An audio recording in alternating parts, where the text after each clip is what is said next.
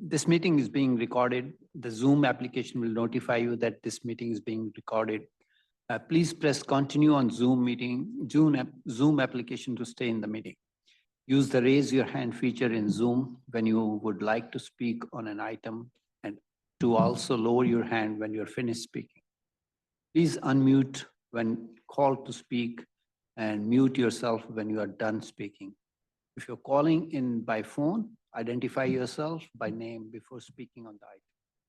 Press *9 on your phone to raise and lower your hand, and press *6 if you are participating by phone to unmute. I call this meeting to order. And before I go further, on the item number 2, our consultant is not well. She called sick, so we will continue this item to our next meeting in March. I just want to let everybody know about it. Do we need to make a motion and for continuance? Can I have? I move to continue item 2 to the next meeting. I will second. All in favor? Aye. Aye. So we have consent calendar. Is there any comments on that, or can I have a motion to approve the consent calendar minutes? Consent calendar, those are the minutes. Yeah, motion to approve the minutes. All in favor? Aye. Aye. Okay. Then we have Sorry, Chair. We need to do a roll call. roll call. Okay, Sorry please. about that.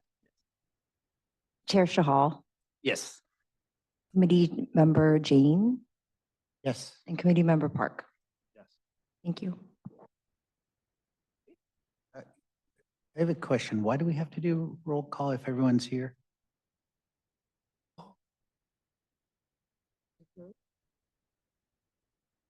You can. I ask was for- informed by the ask for clerk that's dissent the and process we do. Well, we don't do it for VTA. I will check with our Assistant City Clerk. I don't think it's important. There's varying levels of formality, that different groups follow. The one I think people are most comfortable with is having a formal roll call so that it's both conducted and very conspicuous for the record that all of you are in attendance. So it could be done in different ways. It could be noted for the record that everyone's in attendance. It could be taking a vote, but there's different levels of formality depending upon the circumstances. The clerk typically and the lawyer typically prefers the more formal version because then your minutes are clear. Thank you. Noted. Do we go back to consent calendar, or that's okay? It's fine. Okay. Okay. So we have one item on agenda after we continued item number 2. Item number 3, discussion and direction on district communication options. And who takes care of that? City manager? Sure, I'll take it. Thank you, Chair Jahal, and to the committee. Welcome back from Thanksgiving. And we are here to support you in a discussion and direction on district communication options. And so we've prepared both a staff report and a presentation. And as the committee will know, this topic was added to your work plan earlier this year, and staff has both taken a look back at the background, what we do now, and proffered a change for you to consider. And this item, as you know, is there was a desire to think about and adjust how we communicate to the public in our City Hall news and add a district communication tool, as well as an email subscription list by district. And so we've looked into it, and we're here to present. We have here Janine De La Vega, our PIO, also supported by David Knight, who works on our comms team. And we have a PowerPoint, and then we will have a discussion and here fully to support you with this topic. Janine? Thank you, City Manager. Janine De La Vega, thank you so much. listening to this report. This is on district communication options. To give you a little bit of background on this, if you could go to the next slide, Maria. City Hall News started in 2019, and it started as a monthly digital publication. It includes, as you know, city news, events, initiatives. And when it started in 2019, it did start with a city manager message. You could see an example of that on the screens over there. The city manager message is on the side, and then news about the city there is on the right-hand side. Now, back in 2021, council members expressed an interest in sending out regular communications to district constituents. And a decision was made back then to then rebrand City Hall News. And rather than having a city manager message, instead it went to a mayor message. And council members were given the option of actually putting out their own messages. And so that's what was happening and continues to happen currently. Next slide, if we can go to more background. City Hall News is distributed via our Gov delivery platform, and that reaches around 50,000 e-news subscribers a month citywide. City Hall News is then archived on our website, and we also promote it monthly on our city's social media platforms. And the Governance and Ethics Committee, as City Manager Grogan mentioned, included a district communication options as part of their work plan. That was something that was requested as part of the work plan. I want to just also, if we could go to the next slide, I can show example templates. You could see one shows a message from the mayor, and we did a mock-up of Councilmember Jane of what that would look like when you send out your messages. Currently, you do have the option of sending out a message as the mayor usually regularly does as well. However, what we're proposing, what staff is proposing for consideration is to actually, if we can go to the next slide, have mayor and council distribution lists. So in effect, we're proposing to decouple City Hall News from the mayor and district council messages. So instead, they would be separate messages. We would be able to provide each council member the option to send their own newsletter to subscribers in their own district. The mayor, being the ceremonial head of the city, would continue to utilize the citywide subscription list to send either his or her message going forward. Staff would promote district subscription lists via social media. And that's, again, a mock-up that we made. You could see yourself there, Chair Chahal, of a sample post on social media or on our other digital publications so that we could gain these distribution lists. If we go to the. And I'll add with this, we'll also send an email to the existing 50,000 subscribers and ask if they would like to sign up for their district newsletter as well. And as part of the plan, that district subscription list, once it's built, will be a permanent list that will be transferable to the newly elected district council person as people change over the years. And to that effect, can we send a proactive, the link where they can, anybody can find their own district, which district they lie in it, basically. Link, because people don't even know, some people don't even know which district they are in. Oh, yes. So they can send it, you can send them a link and they put their address and they will come to know what district they are in, basically. Absolutely. In our outreach, we would say to find your council district, click here. Thank you. And it would go to the map. Yes. So essentially, if we go to the next slide, I just wanted to sort of point out the differences between the different messaging. So for City Hall News, when you look at who's the author of that, that's the communications team. We're the ones writing all the content from various departments of what's happening in the city on a monthly basis. The audience, it goes citywide to whoever is subscribing to receive City Hall News.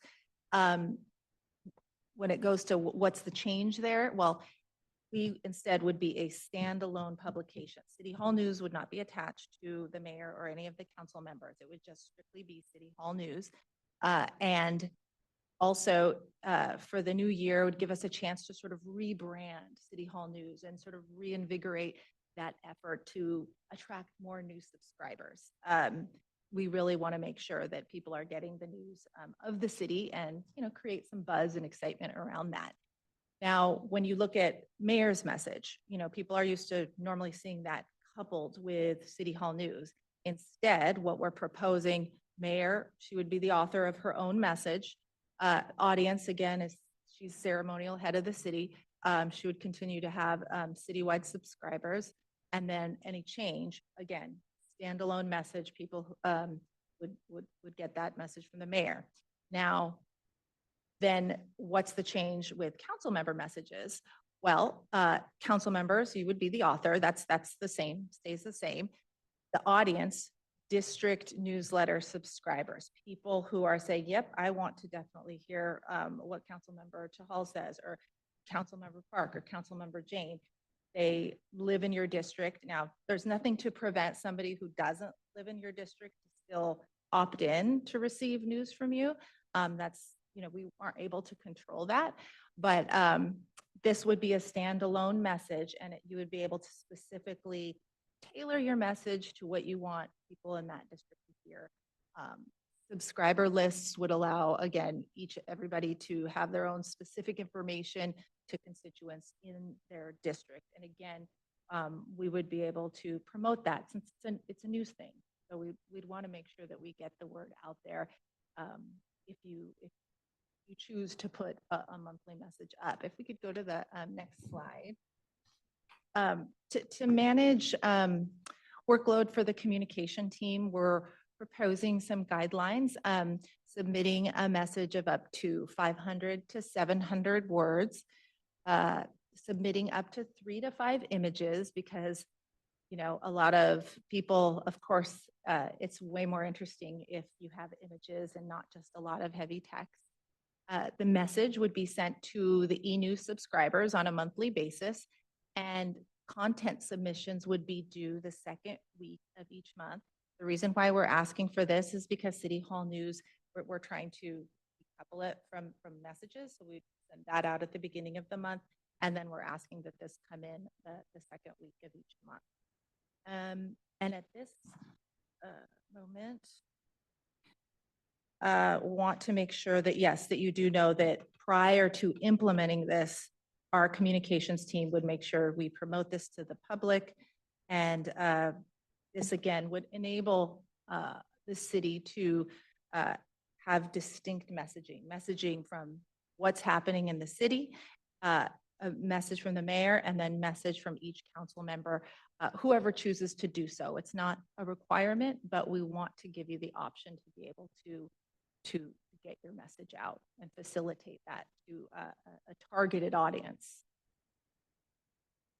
And just to expound on for a minute what a standalone message from the mayor or the council member means, it means that message would be written by the elected official, and it would come to staff so that staff can configure it into our system. I'm blanking on the name of the system. It's Gov Delivery. Our Gov Delivery system, and staff would review it, see if we catch any typographical errors. We would also make sure that there's not political speech or politics being utilized because it is a governmental resource, but we would not be at any way suggesting content or significantly editing the content at all. We would only, if there's something that is observed that needs to be flagged, we would flag it for the elected officials to address. You would be asked, an email would go out, just as you are used to it going out now. You'd send in your message to the communications team. We would review it, look at the, images would need to be emailed in if you'd like to include images, and we would format it, and then we would send it out on each district. Thank you, Janine, and City Manager. So that's that. We're here for your discussion, and the next step If you are accepting of the recommendation or with minor modifications that we could address, we would forward the recommendation to the city council for full consideration and then action, and we look to put this into place early next. Okay, thank you. Committee members? Yeah. That's So one of the issues I have with this is that the City Hall News, the way it's been done, it's just once a month. And it doesn't allow you to do timely things. Like, let's say there's something announced at the library, just recently announced. There's no way to get that out to the public. Seems like maybe we should allow up to 3 a month, where you could send out 3 notices a month at your own cadence, whatever you believe is the right time to send it out. I get newsletters from various political people, Supervisors Otto Lee, Cindy Chavez, Susan Ellenberg, Council Members Rob Moore, Lucas Ramirez. And I know just recently I got a newsletter from Betty Duong, who just won election for Cindy Chavez's supervisorial seat. And she apparently adopted the old database from Cindy Chavez. So it seems to me that, like Rob Moore at the bottom of his thing, he might not be doing this through the city. It's not clear to me. What he's doing is he says, disclosure, this email does not represent the entire town council, nor is it official communication from the town of Los Gatos. As a Los Gatos town council member, this is my effort to engage with people across Los Gatos on topics of common interest. However, I recognize personal opinions and bias are unavoidable. Therefore, this email represents my voice and my voice only. So something like that might be a good disclaimer to put at the bottom of some of these. But it just seems like once a month may not be timely enough to notice to people events that are happening. And then I would request that maybe we get a word template or something.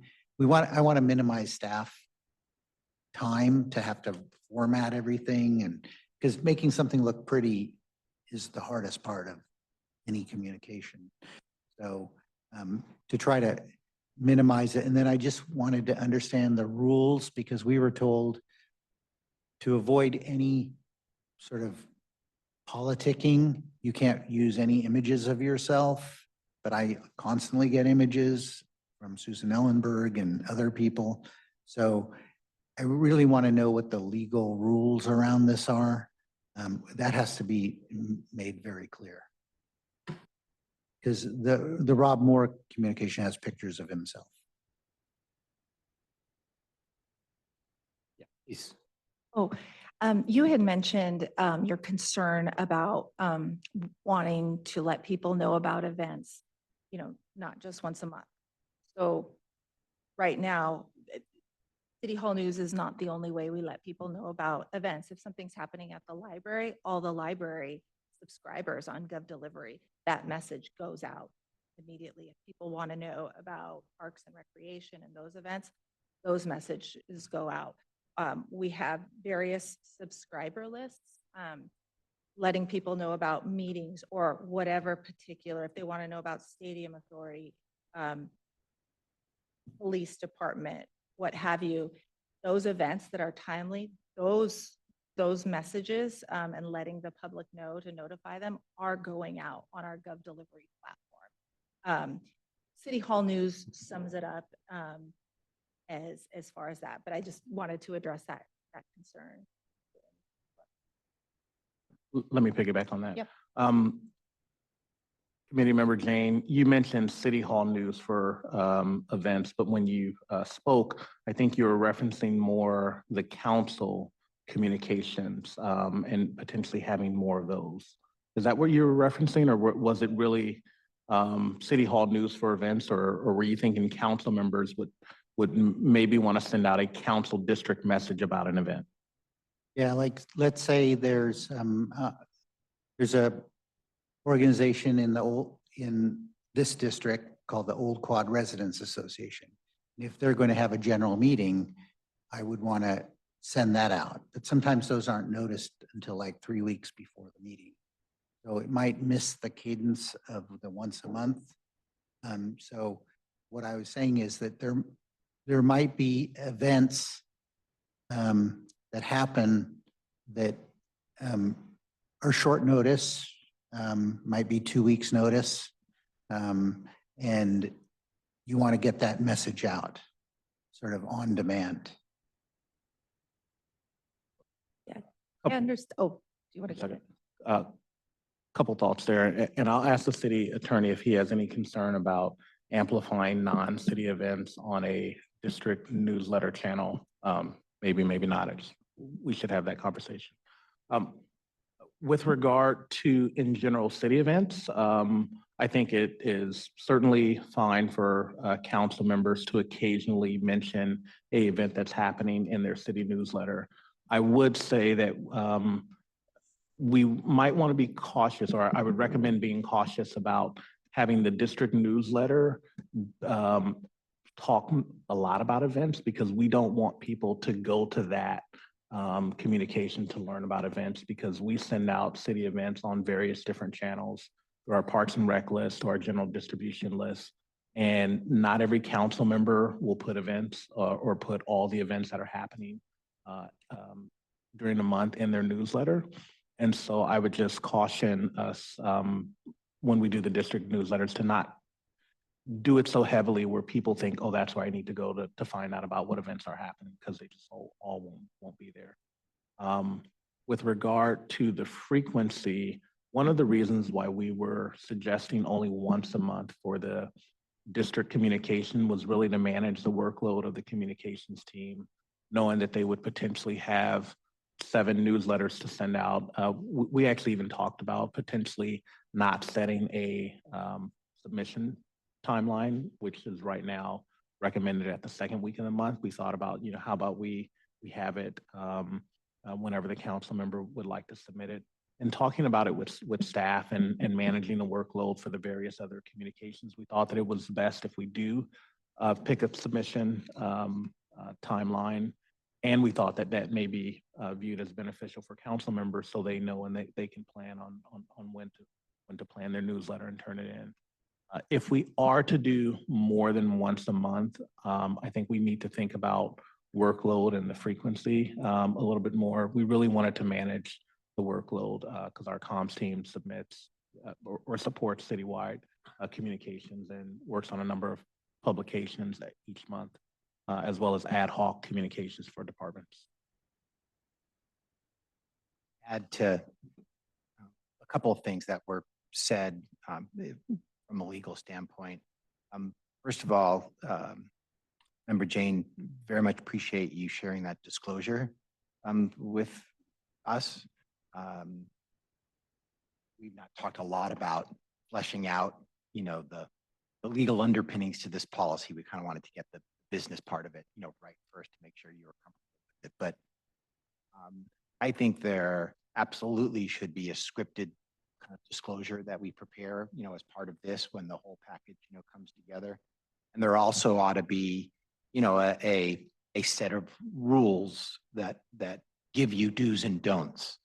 City manager mentioned one, be careful about talking about other events, right, that aren't official city events. The disclosures help, but people will still think, right, when they're reading things, from you, that might be an official city thing. So we probably want to be cautious about the kinds of content, that you're sharing using a city resource. There are also rules, a lot of which do not yet apply to electronic communications, but only apply to actually mailed, communications that limit both, the use of images and the timing of when those are transmitted. As you get, if you are running for election and you get closer to a, election cycle, as the clerk knows, they're absolutely, they actually become more hardline, prohibitions on that. So we'll want both to build in things that are local and what we think, makes sense, Really like the disclosure, aspect of, all the communications, and ought to develop a supplemental kind of do's and don'ts and legal framework for you so that when you're all using this great, new tool, you're comfortable, we're comfortable and you're comfortable. And to your point, we're not having to be so careful about scrutinizing, every communication that's sent out because you're going to be, trained up on how to, to use the tool, safely without creating issues either for yourself, or for the city from a liability standpoint. So that will be, we'll talk when this comes together and make sure that's part of, the policy of the program.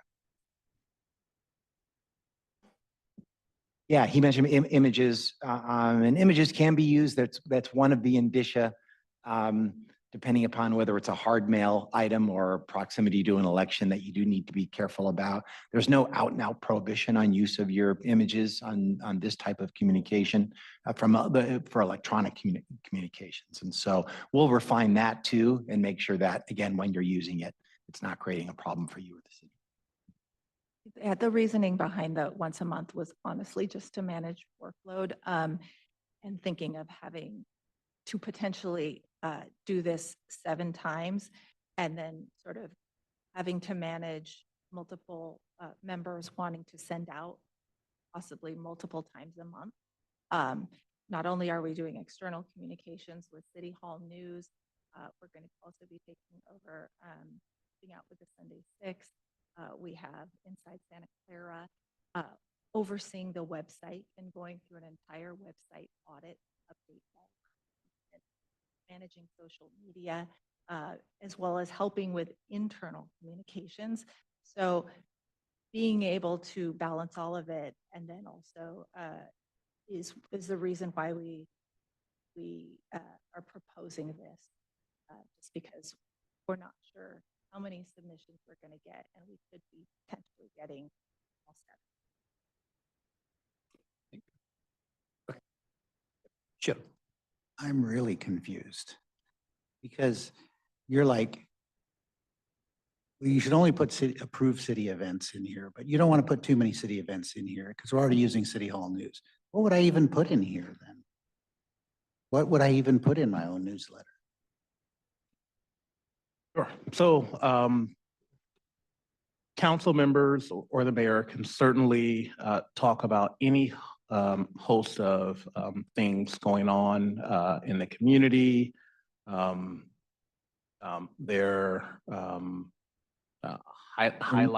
They're not supposed to be non-city events. Well, I'm confused. I don't think we said don't do non-city events. I think we said sort of be cautious around advertising non-city events. What about a new business opening? Absolutely. Talking about a new business opening, talking about things that may have happened at a school in the district, congratulating robotics team at Wilcox, right? Things like that. What I was saying about being cautious about putting city events is unless we're going to make the district newsletters and all of the district newsletters replicate all of the events that are happening, I wouldn't want the public to think, oh, I go to my district newsletter to know what's going on in the city or what's going on in my district, because not everyone would adopt that as their format for their district news or include all events. And so I think we want to maintain our communication channels on how we advertise events, being our various Parks and Rec subscriptions, our various the city hall newsletter that goes out that lists citywide events, our calendar. I wouldn't want people to become frustrated because I didn't know about that event because it wasn't in the district newsletter. If we don't establish that as a regular practice, where as a part of everybody's district newsletter, all city events will be replicated in there, right? What we're providing for is a district newsletter format that the district council member can make their own, right? With certain criteria and suggestions and guidelines. And one of those we're proffering is to not make it so event heavy where if you don't list an event in it, people become frustrated because they thought that that's where they go for event news. I think it also could potentially be, what you did the previous month of attending some sort of event, whether it be like the groundbreaking of the Future BART station or something like that, which, wasn't talked about necessarily since it was a VTA event. Or perhaps something that happened in your neighborhood or district, a personal story of you meeting with a constituent, and then it's sparked something that was meaningful or important to you, or something that you'd like to work on. I think there's different sort of avenues of like how you could personalize it each month of an experience you had, or what's important to you, or possibly tying it to something that you attended, whether it be a conference or what have you. So I think there could be many options. So on that front, would it be, let's say in last month, we made some major approvals at the city council, whether it's for some development or something which concerns residents of my particular district, that's good enough. He highlighted, just gone through the council. If you want to see detail, go there. But this thing is the ultimate decision of the council, basically. And in that regard, any major upcoming agenda item which community is really interested into, can we just put that on that? Yeah, and if I might comment on that, I was even going to offer that as an example of something that's good to do, but with caveats, right? If there's a major project coming up, in your district and you want folks to be aware of it, communicating that in your district newsletter is absolutely appropriate. Telling them when the hearing's, going to be, please come and share your view. More often than not, sharing your view, about that in advance would be a very bad, idea from a legal standpoint. So using it, there's, and again, we'll flesh this out and provide you more examples, when this gets, rolled out to make sure you're comfortable one with the other. Using it to tell people about stuff is great. Using it to tell people, particularly where it's a quasi judicial decision, how you're going to vote on that matter would not be so good from a legal standpoint. And I know you all know that, but worth emphasizing as what can be good and what you need to be cautious about. Thank you. Committee Member Park?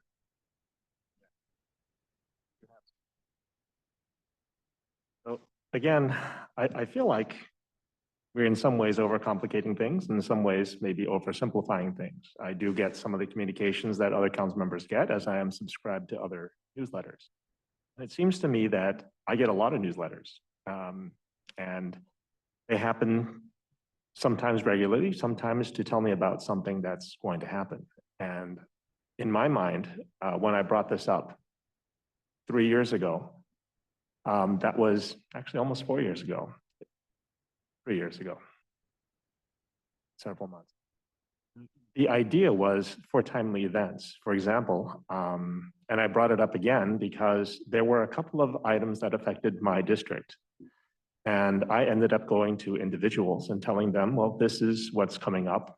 Can you get the word out? Because there was no way for me to tell my district that, well, this thing that you all thought was not happening is now coming up again. So we need to look at how other people do this. Like, I don't know that the restrictions, after reading some of the, and I'm looking at some of them now, reading some of the newsletters, I don't understand why, why we would be any different. I mean, I do agree 100% that the newsletters, or there should be some vetting, and it should be sent out by staff. We can't just willy-nilly send things out, even accidentally. That said, I have a couple of questions about the city newsletter. You said that the city newsletter would be decoupled from the mayor's message and the district and the council members' messages. So when you send out the city news, it would be only city news. There would be no mayor and there would be no council messages. So if you signed up for city messages, then you would automatically be put on the mayor's distribution list?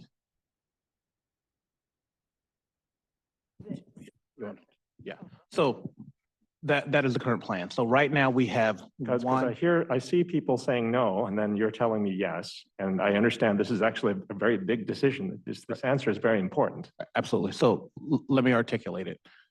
We have one distribution list right now, citywide, that has roughly 50,000 subscribers.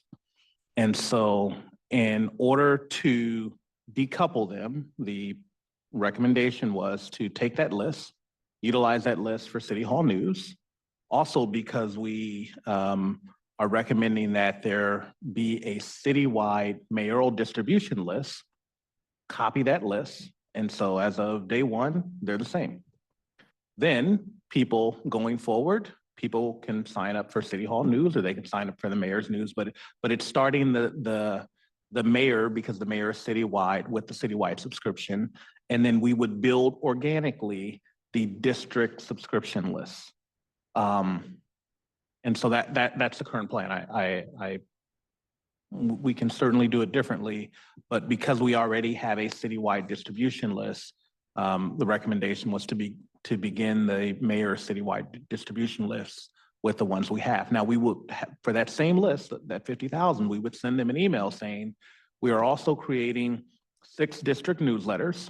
Define your council district. If you don't know it, click here. And to sign up for your district newsletter, in addition, click here, right? We could also say to unsubscribe from the citywide news or the mayor's newsletter, click here as well. We can certainly add that, but the recommendation was, because we have a citywide list, to essentially start with making that both the citywide and the mayor's citywide, and then they're decoupled from there further. Okay, I mean, for distributions, for newsletters that you want to be apolitical, I think that you're completely ignoring the politics and the unfair political advantage in what you're just proposing. I'm going to suggest that we keep the city news, City Hall News, exactly as it is, which is the mayor's distribution goes there as normal, and city council members have an option to put a word in there as well.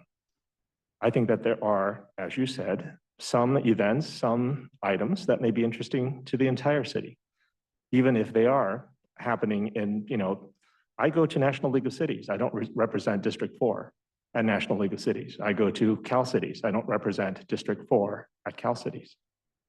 I think that there are some events that could use a City Hall wider distribution. That said, I mean, when I envisioned this, it was for timely messages. Timely messages so that if there were something that people needed to hear about, if there were something coming up on an upcoming agenda, if there were an accident, if there were, events happening in the neighborhood that people are concerned about, we can get those out without having to wait for a once-a-month City Hall News. I understand this is more work. And I think that at some point we need to look at how do other jurisdictions do this, because they seem to be able to do this.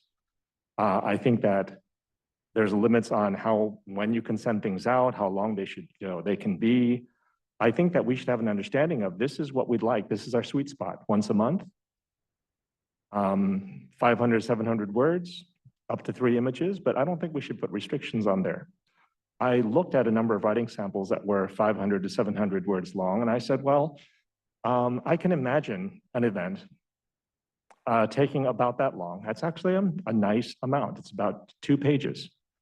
But I can imagine, as happened earlier, last month, 2 events happening that could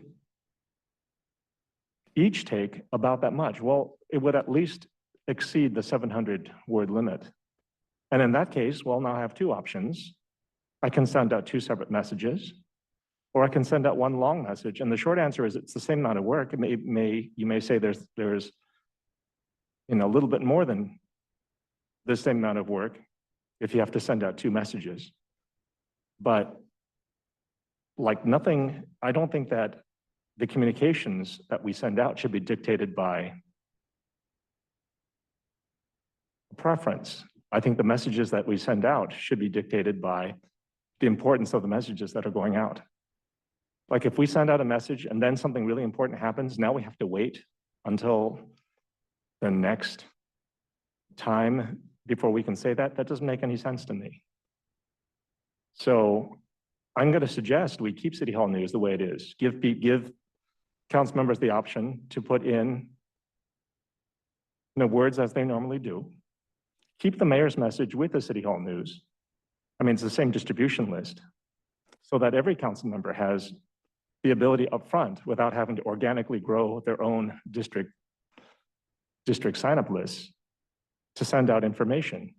And if need be, everyone can send out timely messages. I mean, you talk about this should not be allowed, that should not be allowed, this should not be allowed. I think we should come up with rules. I think we should come up with guidelines for that. But the guidelines that are here don't seem very well thought out. Sure. Through the chair. I want to restate the suggestion that I'm hearing, and I think I have one question. So one suggestion is to not have a standalone City Hall News publication. Instead, maintain a once-a-month City Hall News publication that has a mayor's message as well as embedded within it a message from 6 additional district council people should they desire to add a message. And then also have the mayor and district council members allow them to have the opportunity to send out periodic messages during the month. My question is the recommendation that be by district? And so we would have district subscription lists, or would the council members send out periodic messages to the entire citywide distribution list? And so that's one question I have. The other comment that I have is the recommendation that you have before you to create organic district subscription lists comes from, because we thought that that's what we heard from the committee, and a desire was to start to build district subscription lists that can live on. And so when a newly elected person is elected to their district, they get that district list. And so that was not done to silence or somehow reduce the message that is being sent from a district council person. That was recommended because that's what we heard. And I know I've talked to a number of council members individually that have desired that. If I may, yes, I think that we should restore the City Hall News. We should keep it the way it is. I don't see a problem with that. I think that we should also have district messages, and they should be by district. They shouldn't be for the entire city. If you have something for the entire city that's timely, I'm sure that other council members think that too, and I'm sure that there's a webpage on the city site that talks about it. But if it affects my district, I would really like to send out a district message.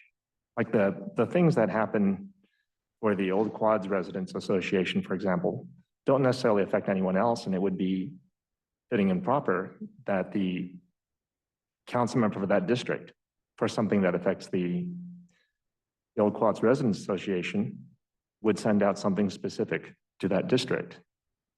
Similarly, the things that I had in mind would affect my district, mainly my district. Things that happen close to district lines. There's nothing that prevents somebody who lives on the border of 2, maybe even 3 districts from signing up for 2 or 3 different newsletters. At the same time, people who don't even live in the city, but maybe they work in the city, or maybe they, they go to different events here, they would sign up for city news, they would sign up for District 1 news because that's where they work. That's where they go to school. That's where I don't see anything that would prevent that. So yes, the idea would be that you have district distribution lists so that when the council member leaves, the city doesn't have to go back and find out how did the council member choose to send out their mail messages? Did they use a mail service? Which mail service did they use? We eliminate all that. We have one consistent way, one consistent system. I mean, we had e-notify. The original request is, can we have an e-notify sign up for each district? Anyone can sign up for district news. Can we have that? And, the council member would not control that distribution list. But at will, the council members could send a message, to the city, and the city would use the distribution list to send that the information to the people who signed up for that district newsletter. So that's the thinking. But I think that having the mayor's distribution list essentially be the city distribution list and organically build city council distribution, I don't think that's a good policy. I think that building organically the district distribution list is great. I think in the future, it'll be a good thing. But in the short term, I think that we should keep City Hall News the way it is with the mayor's message and council message.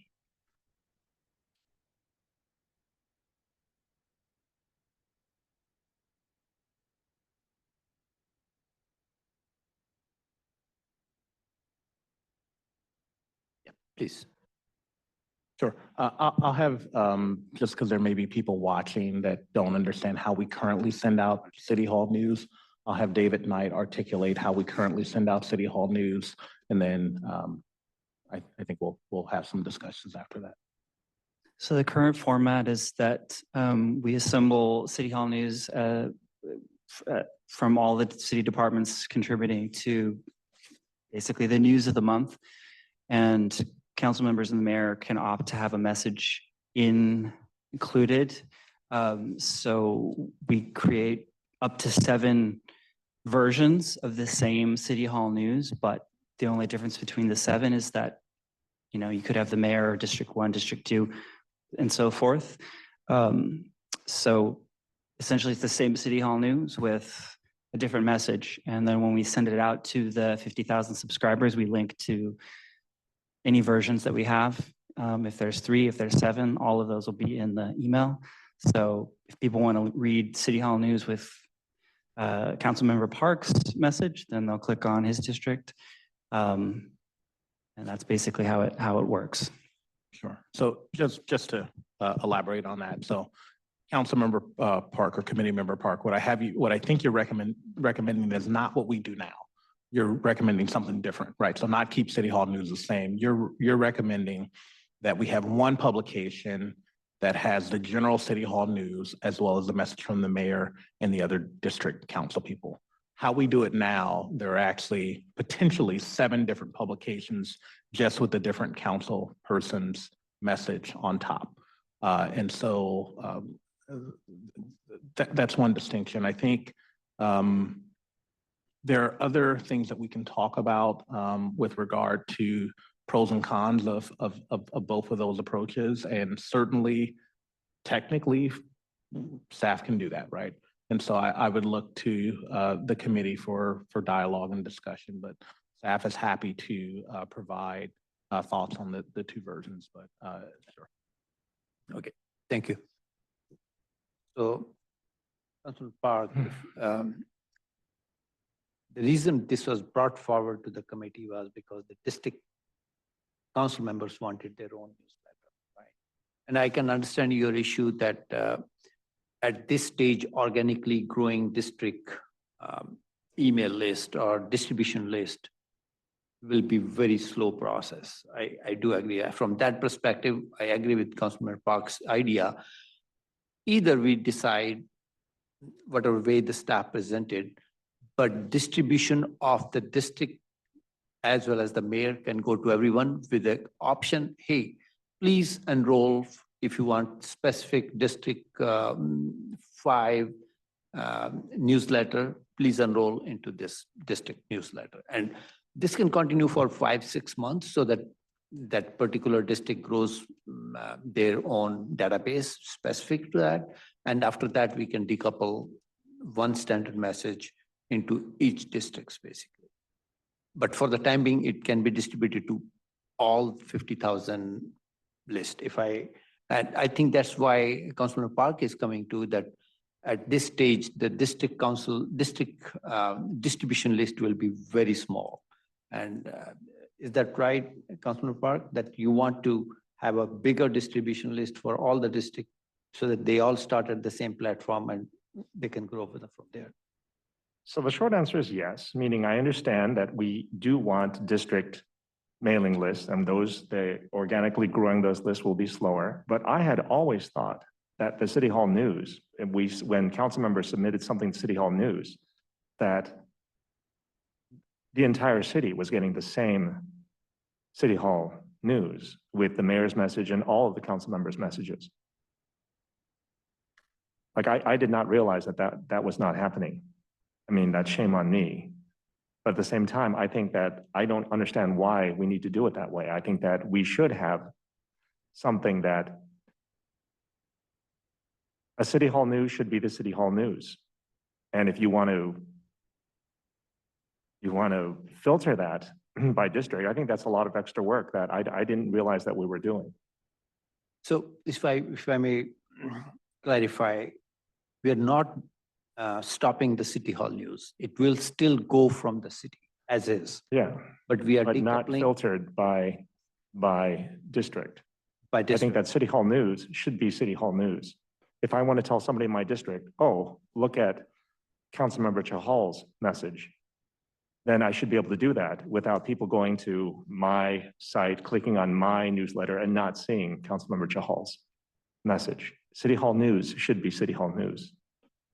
And that's what the staff is recommending, basically. City hall news will still go, whether it goes from city Oh. manager or, That's, okay. So I'm willing to hear. let me clarify. City hall news will still go from city manager or city staff, whosoever take that responsibility. Let me restate what the recommendation is and then the various versions that we've heard. So the recommendation is to decouple city hall news from elected official messaging back to how it was when it started in 2019, where the publication that's entitled City Hall News would simply be something that is generated from city staff to have general content about things that are happening citywide, stories about things that the city is doing, may or may not have a city manager's message. There was one in the prior version in 2019, right? And the thought right now is to still have that monthly, right? We could even change frequency, but to have one publication that is decoupled from elected official news. And then have a mayor's communication that can go out once a month, and then 6 district messages that would go out once a month. How those lists in the recommendation would be generated, we would replicate the current citywide subscription list for the mayor, and then build organically the district subscription list. What I hear as a concern is building organically the district list because you're essentially starting from 0, right? And so there are different ways that can do that, right? We can say, okay, well, we're going to start all the district lists, including the mayors, with the 50,000. And then we would have a period or an unsubscribe period to say, hey, we now have mayor and district messages. Everybody gets them. And you can unsubscribe if you don't want this one, right? But essentially everybody would begin with that same 50. That's a modification on the staff recommendation that still keeps one publication with city news and then has the elected officials each sending out their own messages. Now, staff was proposing once a month for the elected official messages. I also hear concerns about that is too infrequent, right? And so we can have that conversation. Then there was a suggestion to have one city hall news publication that has the mayor's message, should the mayor choose to put one in, as well as messages from each of the 6 district council members, should they choose to put a message in, and have one publication citywide once a month, as well as have district and mayor ability to send out separate messages during the month. We haven't said what the cadence or frequency of that would be. Again, how we do it now is we do have, unlike what we had in 2019, where it was a city message, we have once a month a city hall news that can potentially have 7 versions. But right now, historically, it's only been, I think, the mayor and the District 1 council person that has, that have submitted. And so there's really only been 2 versions, right? And so I submitted once. And Councilmember James said he submitted once. I've submitted as well. And Kevin Park submitted once. Raj, have you ever submitted? Yes. Once, okay. So 1 month, there were 5 And Councilmember Becker does submit periodically, right? periodically. A couple. So, but on a regular basis, we really only have 2 people submitting, which is the mayor and the District 1 council person. And it goes citywide for both of those versions, okay? And so that's what we do now. Totally understand that there's an uncomfort with what we do now, which is why we're talking about potentially modifying it. And so I think, you know, technically, can staff do either? Absolutely, we can do all, right? Part of it has a workload implication. I do know that some cities, in particular, when we talk about the county, counties have staff for each council supervisor office. And so their ability to push out newsletters and do that workload are different. And so again, we can potentially do either option that has been talked about today. I think there are pros and cons to each, and the guidelines would certainly be different. And so I'll turn it back over to the committee to say, sort of those options, is there one that you'd like to talk about further, or have staff opine? And I see the city attorney is coming to the mic. Yeah, I just wanted to make sure, Chair, in your discretion, there may be public input on this before you go into your next, round Oh, of okay. discussions that you may want to solicit before you keep Then going. we can go. Yeah. Maria, anybody? There's no hands raised, but does anyone online would like to raise their hand to speak on this item? No hands raised. And we will go to public presentation after this item. I just want to declare that for that. Okay, thank you. Okay, so committee. Now we have, basically staff has given us all the options. Now we have to decide, come to Chair, either of those options. I'm sorry, before we go, can I just have David clarify how it's currently sent out, just so we're beginning with? Yeah, I just want to make sure it's clear that we produce these 7 PDFs. And then when we will let the public know that we have our monthly City Hall news coming out, then all of the links to each of these PDFs are placed in one single email, and we do like a highlight of the current City Hall news issue. And so everyone who submitted that month has been going out to the 50,000 subscribers. So I just want to make sure that was clear. Yeah, I think you are clear. I got that way, at least from that perspective. Yeah, thank you. So deliberations for the committee to do. So we have all the options, like staff has given us all the options, whether we want a one. Chair newsletter. Shahal, I'm so sorry. I have a hand raised from Wanda Buck. Did you want to take Sure, a comment? You Okay, can hold take it. Not a on Wanda. Hi, Wanda, can you hear us? You want to unmute yourself, Wanda? Your hand's raised?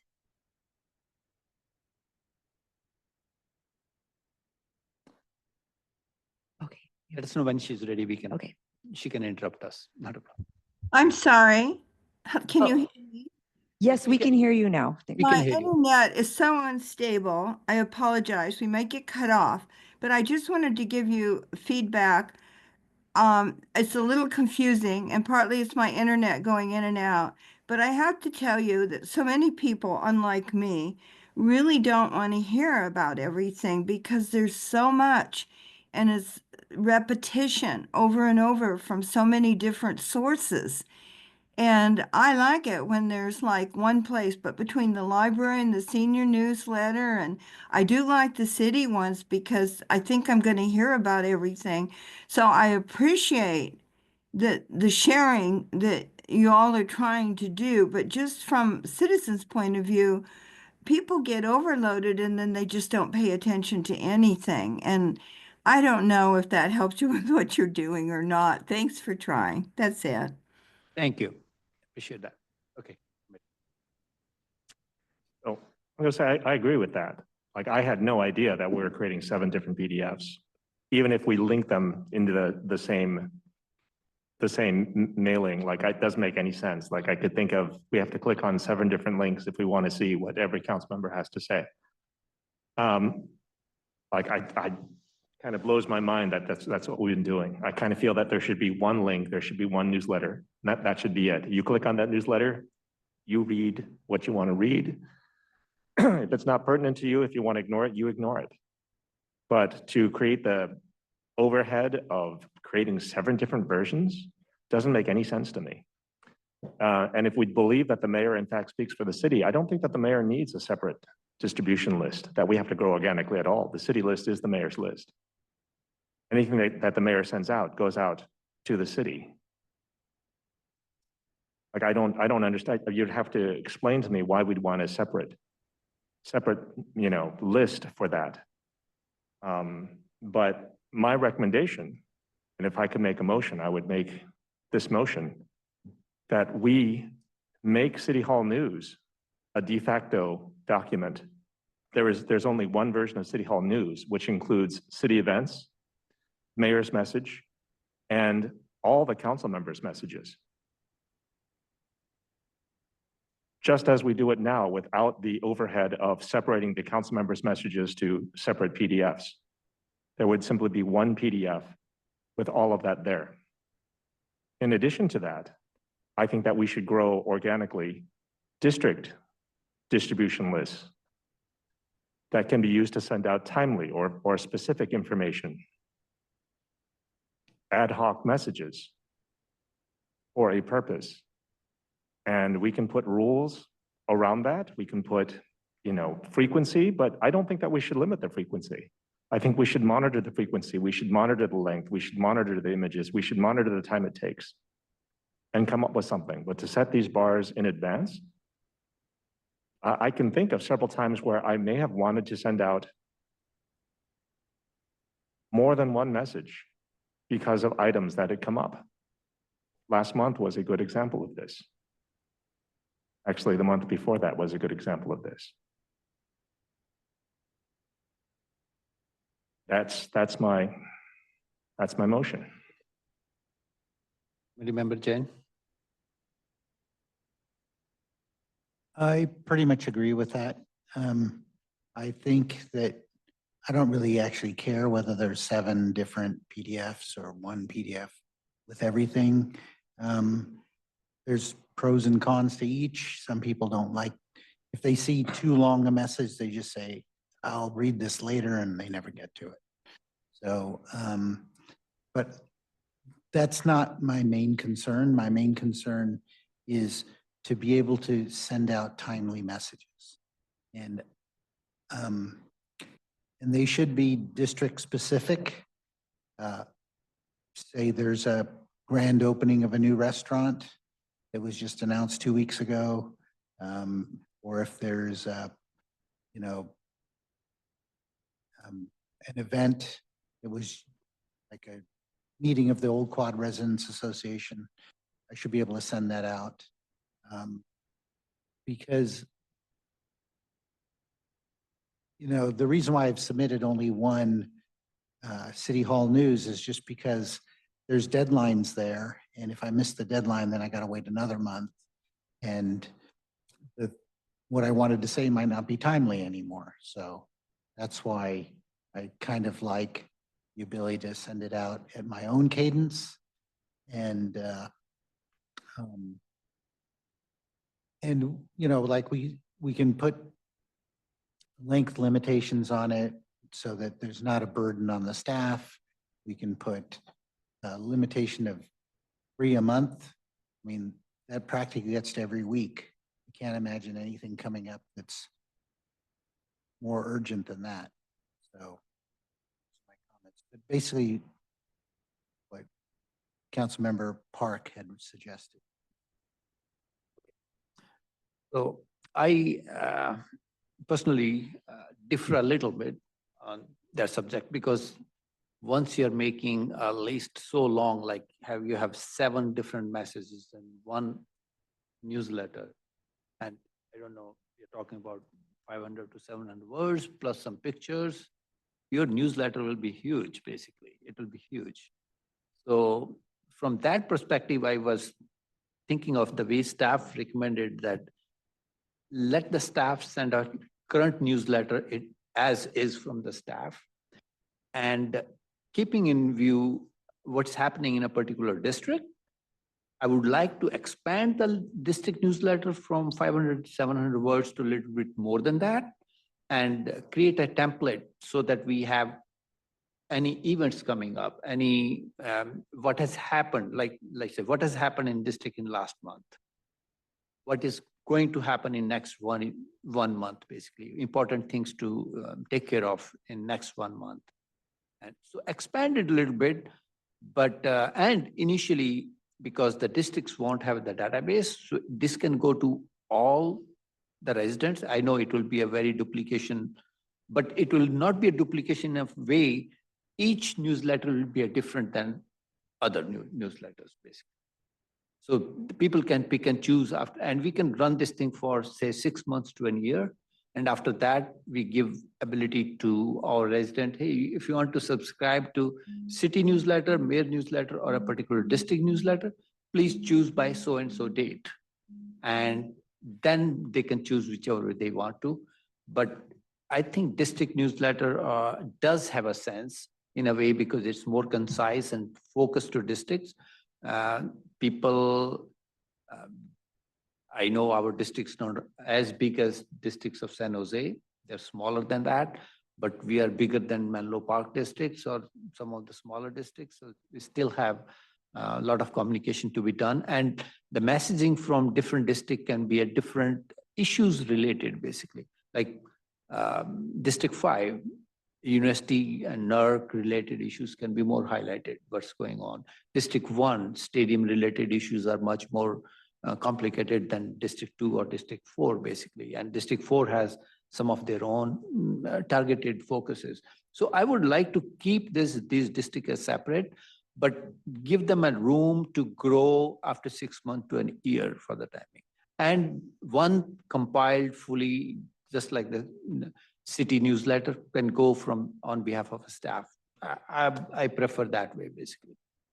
But on two things like frequency, I would say keeping in view certain things come up all of a sudden and we want to inform our resident within the district, we should have flexibility to send those district messages more than once a month.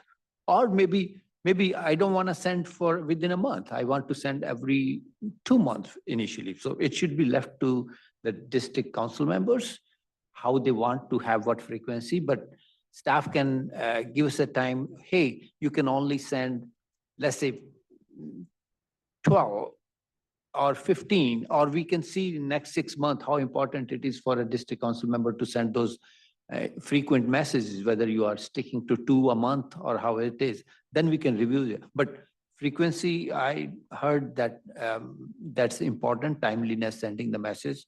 So I don't want to restrict it to 1 month right now. We can experiment with it for next 6 months to a year. And if we get a template, it will be reducing staff time to decipher what needs to be sent or what not need to be sent. And one other suggestion I have is we need a central point of contact for content review, basically. Who would that be? Maria, would that be, or somebody else? But we need a person who we can, council members or the mayor can contact for content management, basically, because initially everybody will have a lot of questions. Oh, can I put this? Can I put this? Can I put this?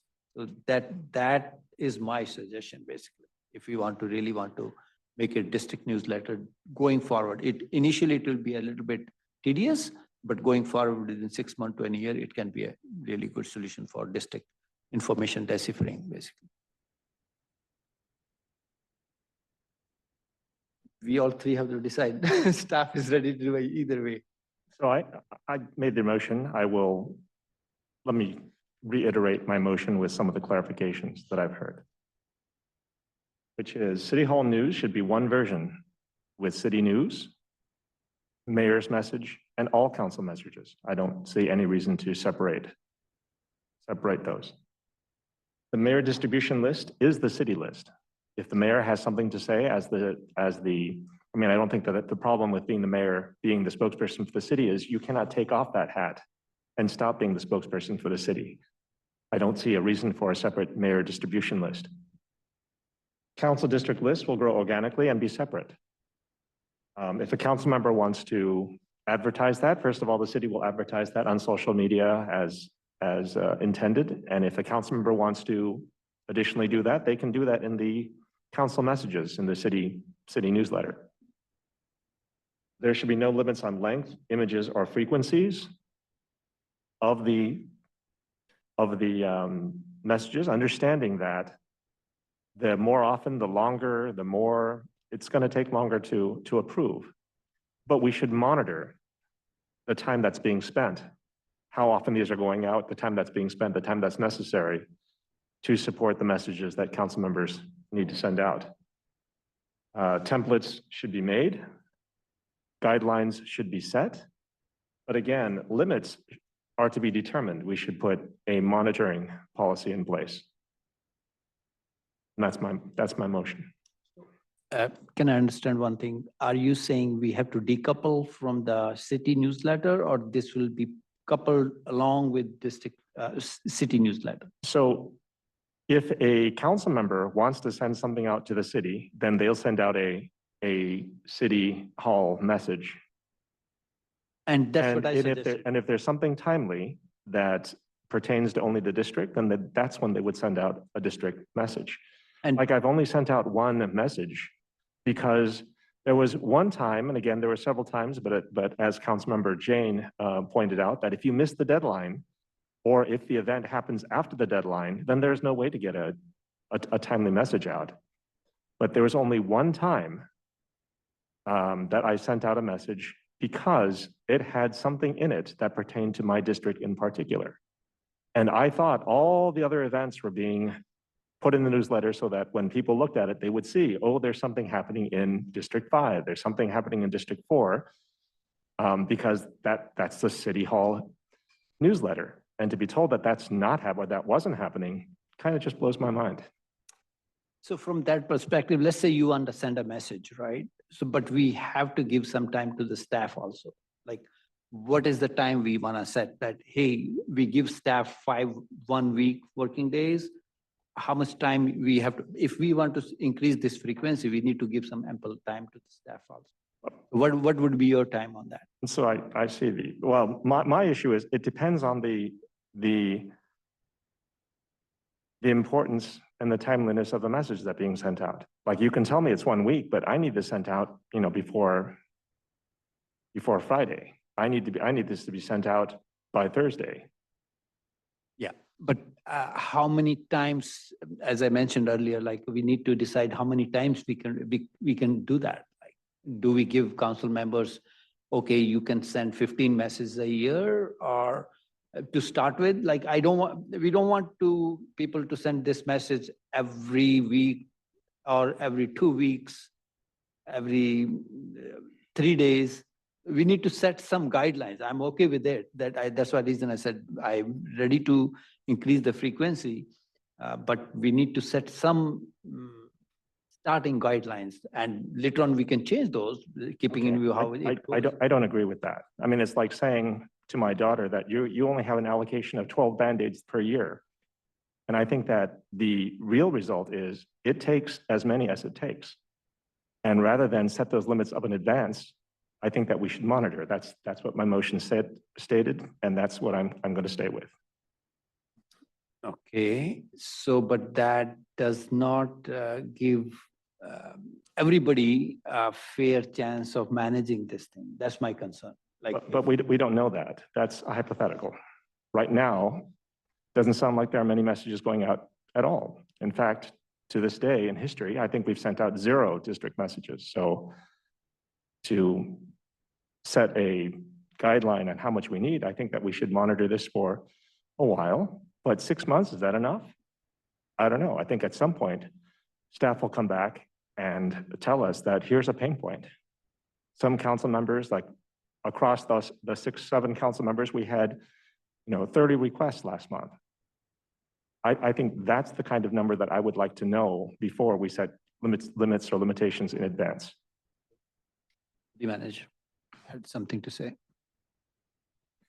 So the committee is talking about a number of different models, and I think staff has thoughts, pros and cons on the various models, but really was looking for the committee to set a direction at a high level of which of the macro options that you would like to look into further. And then staff can opine today. For some things, I'd want to, if it's a significant change from the staff recommendation, just because we've had conversations with staff and we've vetted it out, I'd want to go back to talk to staff about that. For example, the frequency. Certainly understand for district messages, I hear the committee saying once a month is too infrequent. We'd like the ability to send more. I've heard 3 per month, you know, doing the math. If all 7 council members did 3 per month, that's 21 messages, right? You know, that level of, maybe that won't materialize, right? But then also with regard to the turnaround for something immediate, I really want to talk to staff, because my gut is we would at least need a 48-hour turnaround or 2 business days, just knowing how normal staff workload is. But I think the best thing to do right now is if the committee can continue discussing amongst yourself of a potential direction that you would like to go in, staff can then provide comment on that direction. And then I think if it's significant changes, we want to come back to you with more input, and totally recognize you wouldn't necessarily want us to wait till March, so we could come back sooner. Yeah, I want to understand a little bit better staff's role here. If we have a template that it fits the city's look and feel, the fonts that the city has, all of that, then are they just going to veto, this is too political, you can't say this? Or are they going to rewrite the whole thing for us? What are you envisioning staff's role? Sure. So for the district or mayor's message, similar to now, staff would not rewrite them. Staff would simply do a cursory review. If there are any typographical errors, they would format them in our Gov delivery system. And right now, it's my understanding that we send them to the city attorney's office for a review. Based on the workload of the city attorney's office and my experience in other communities, that's not necessary. We can have staff look at them, and if they don't hit certain flags, send them out, and then only if certain flags are hit, do we send them to the attorney's office for review. And so we're looking to do that. I'll turn it over to David Knight to add a little bit more clarity on the process that we provide now. And then I have some additional comments on the methodology. So currently, you know, we, for City Hall News, we're taking all of staff's stories, doing pretty in-depth copy edit on it, gathering images, assembling into one-page document. Then that gets sent to our designer. And then that gets placed into a PDF, and you know, however many council members submit messages, that's how many we create. And then there's another process after that. So when we're sending it out to the public, we put it in Gov Delivery with the links at the top, but we kind of do a rundown of the top level City Hall News items that we want to emphasize. So it's a kind of a 2-step process. And yeah, each of the PDFs is hosted in Flipping Book. So, you know, it's kind of a PDF viewer. It's a little nicer than looking at just a simple PDF.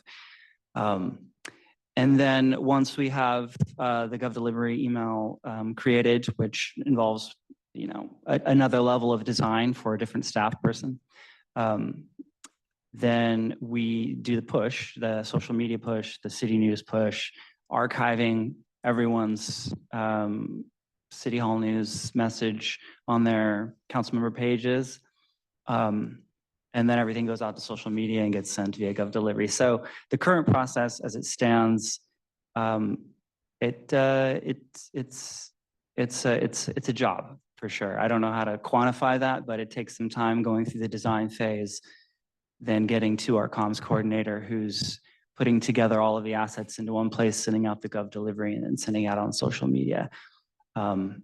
What that looks like whether decoupled or with the additional council district messages. It's something similar to that, but I anticipate if we do the council district subscriptions, then we'll skip the design phase. It's going to go straight on to Gov Delivery and out to your list. That was my question. Like if there's a urgent message, as Councilmember Park was asking, that if we have to send an urgent message, we need the turnaround time to be faster. And let's say there's a message, just one picture. Can it be a faster process instead of going to the designer and going to just blasting it to the contents we have, like database we have, basically? Yeah, it's a That'd be faster faster. process to do it that way. And you know, the current process is, as it stands, it's this two-part process, Right. which I'm not a fan of, because when you click, you get your Gov Delivery email, you actually have to click into the PDF to see the full City Hall news. So it's you know, the fewer clicks for the people to see the information they're trying to get, the better, obviously. So the Gov Delivery platform, just putting it straight in there is easier for people to read, and it's simpler for us. Thank you. City Manager, you had some other comments? Sure. One of the things that whatever method the committee and the council ultimately chooses, what I really want to make sure that we do is we create a system that will insulate the organization from concerns that the process that we set up allows one elected official to have more voice or presence than others. And so I will say the current methodology of creating 7 individual PDFs and sending out an email that has all that 7, it's both labor intensive and probably not the best methodology, right? And so, you know, what happened in 21 and why that decision was made, not sure, but I totally understand that we can have a better process than that. With regard to the suggestion of having one citywide news that has the mayor's message as well as potentially 6 individual council messages, this is an electronic newsletter. But I do think we want to be cognizant of the placement of those, because if there's a central article or 2 that is citywide focus, does that come after all potentially 7 elected official messages? Is the mayor's message first, and then there's the citywide content and then the district messages at the end? Or is it the mayor's message, some citywide content, then a district message, then a citywide content, right? I think we want to talk about that and understand that. I really, again, want to insulate the staff from any potential implications that my message is always at the end because I'm District 6, or my message, you know, always comes after all the other citywide message. And that's why we had the recommendation to really decouple them, to have a true citywide focus decoupled from the elected official messages. But I totally understand the comments that are being raised. Again, want to offer the idea of beginning the distribution list, no matter what format you choose at the district level, because of the concern of building the district newsletters organically, but building them starting with all 50,000, so the citywide list. And Jahal, slightly different from what you recommended, to have a 6-month period, at which point it would drop off, and anyone that didn't click to be in the district newsletter would be dropped off. I would actually have it as a unsubscribe. That way someone has to take an affirmative action to no longer receive it, just because the less we can force people to do things to keep it, the better, right? Someone may be reading it and enjoying it, but then they realize they missed it and they needed to do something to keep it. So I would say if we start the district-wide communications with all 50, it's a unsubscribe process, and we don't put a 6-month time limit on it. Got it. So if I hear it right, you are basically saying you need some time to further find out the details where the messages for each district will go, how, because somebody, District 6 or 7 should not, 6, sorry, 6 is the last one, should not feel that my message is always at the end. So you want to find out the way out, how they wanna, either we circulate District 1 month, next month District 2 comes, next month District 3 comes, next one, like round robin list of a thing. But at the, I think that's what Councilmember Park wants right now, and even Councilmember Jain mentioned one comprehensive. But can we do a hybrid? Let's say Councilmember Park want to send a district one pager for some important information to that district. Can we do that? Like with a bare minimum, we will set some parameters that your messaging has to be brief. If some urgent message to be conveyed to that particular district, and picture should not be more than one or something like that. Is that doable as of now? I'm sorry, I'm asking a question right now because you have to discuss with the staff, but does that seem to be practically okay? Totally appropriate to ask questions, and that's a totally appropriate question. Certainly, there are parameters and a methodology that we would need to come back to the council in any of the configurations that we're talking about now, right? And so, yes, we need time to put a little bit more meat on the bone. With regard to if there is one citywide message and the mayor plus the 6 district council people have a message embedded within that one communication, certainly I agree with you. I think we'd want to have that the guidelines around there a little tighter, just so we don't have essentially a 12-page newsletter, right, with the citywide content and then the 7 district news content.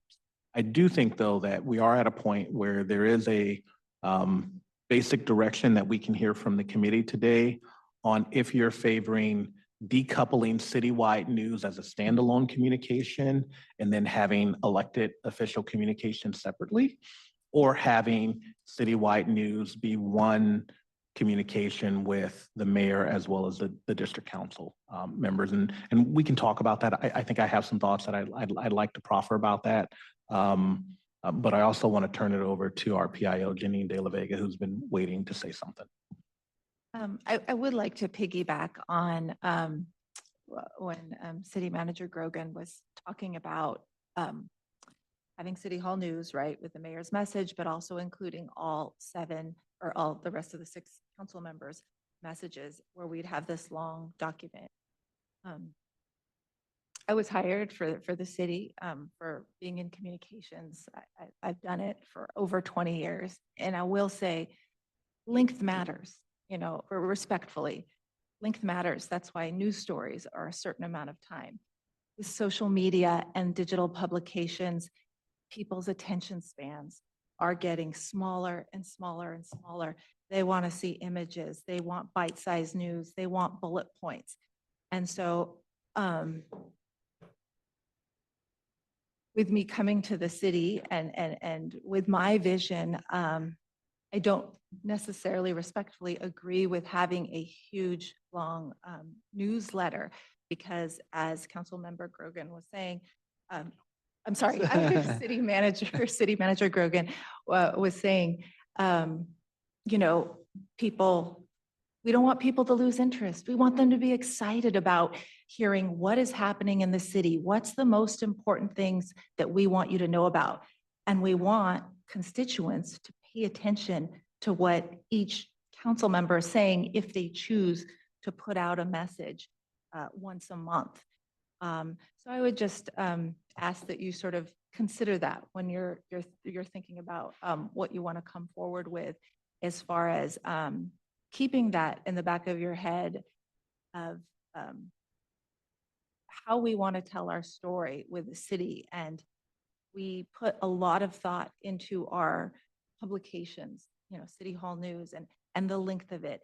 And we came up with up to 500 to 700 words, just because we kind of sort of did a survey of what do they typically tend to be, what's digestible. We need to keep the audience in consideration of, we don't want them to lose interest in reading. We want to keep it fresh. We want to keep it interesting. And so we don't want to make it tedious of having a long publication.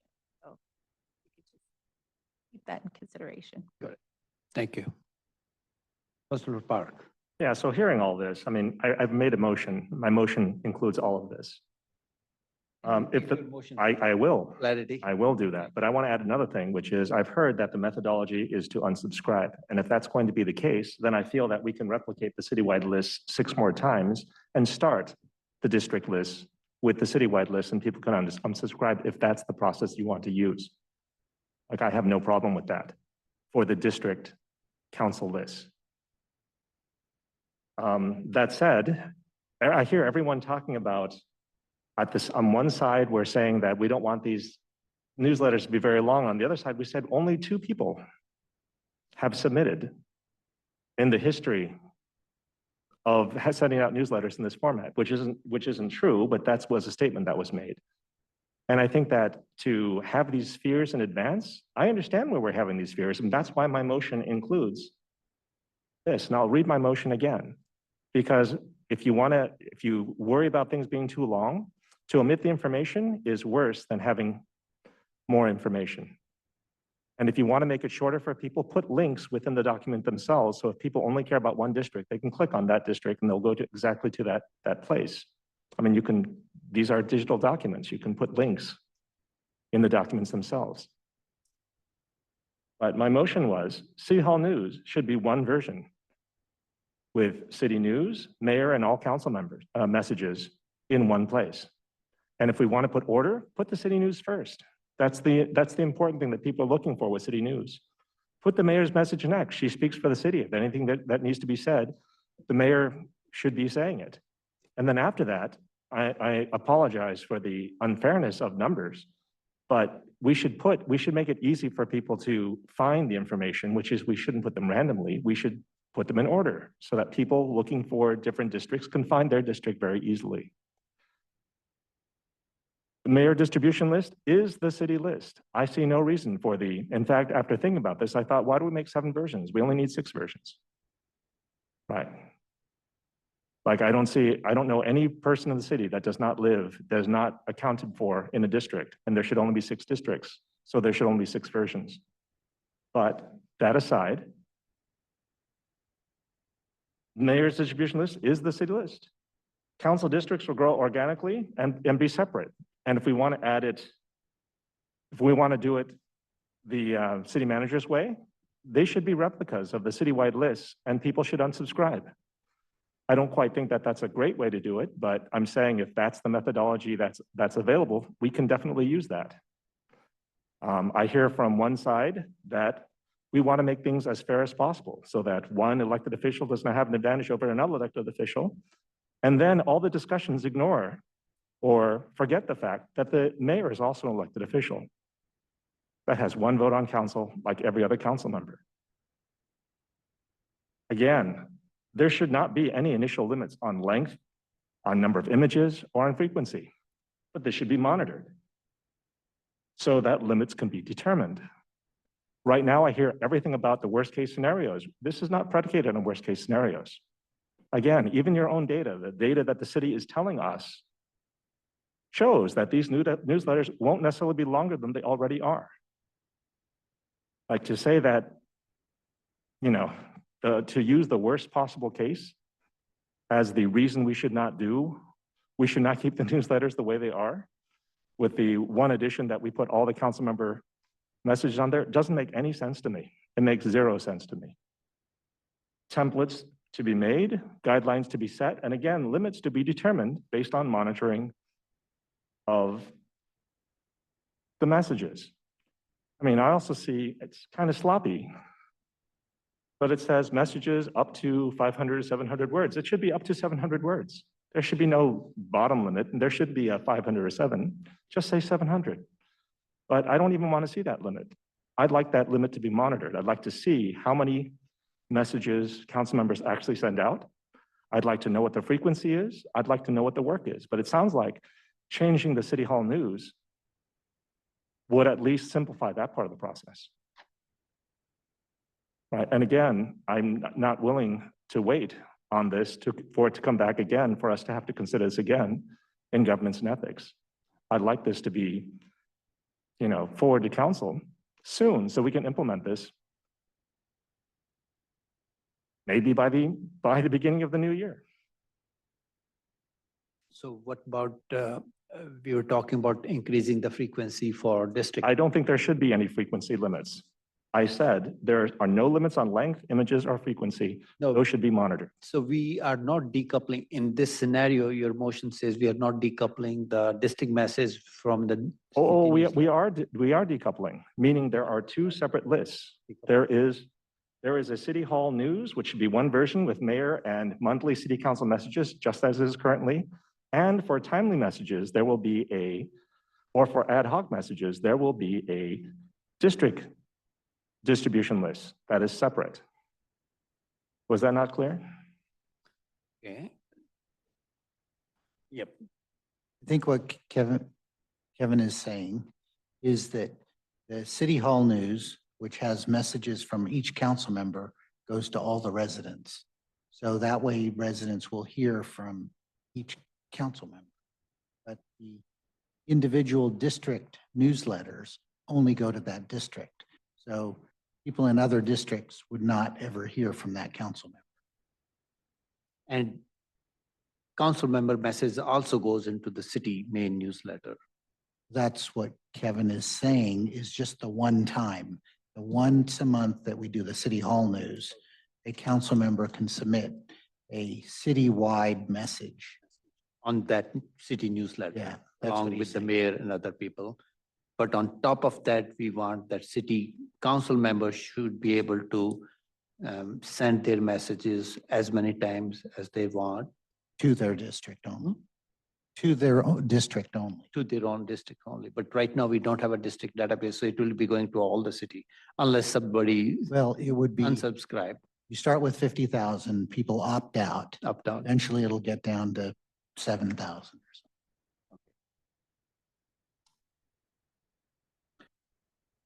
You're, So I'm fine with that. I would actually prefer, because I do think that when newsletters get too long, they do not get read.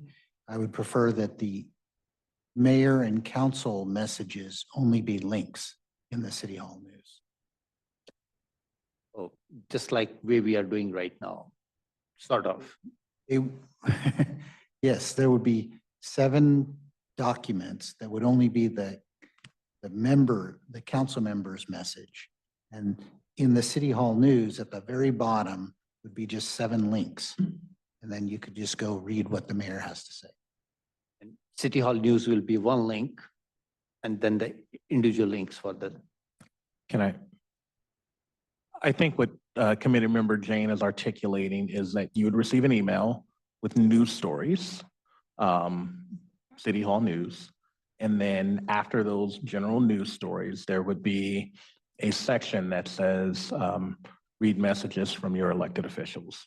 The mayor plus the district council members would each be a link, not within the body of the email, but you need to proactively click on that link to see the message from the elected officials that you'd like to read. You could read all 7, or you could read just your district message.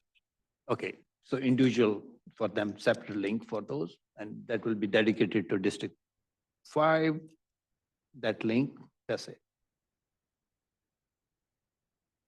Would be a message from that council member, but since all 50,000 people are getting the City Hall News, they'll all get those 7 links. So they can, if they want to hear what District 2 council member wants to say, even though they're District 5 resident, they can click on that and hear from you.